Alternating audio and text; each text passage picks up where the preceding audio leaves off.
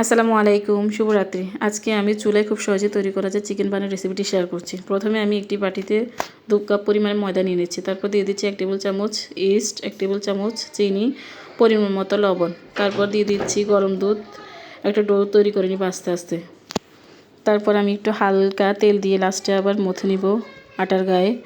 এবার রেস্টে রেখে দিব 2 ঘন্টার জন্য।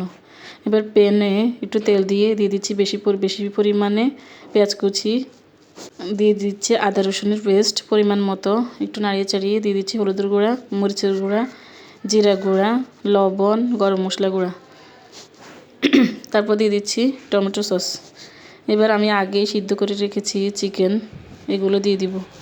আর লাস্ট পর্যায়ে কাঁচামরিচ দিয়ে নামিয়ে রেখে দিব একটা বাটিতে এক সাইডে। ওইখানে আবার আমি কর্নফ্লাওয়ার পানিতে একটু গুলে দিয়ে দিচ্ছি।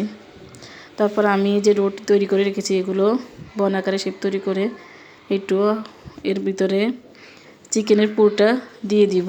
তারপর চুরি দিয়ে কেটে হালকা একটু ডিজাইনও করে নিয়েছি। যে কোনো ডিজাইনে করা যাবে চাইলে। এবার আমি চুলায় বসিয়ে দিব একটি প্লেটের মধ্যে।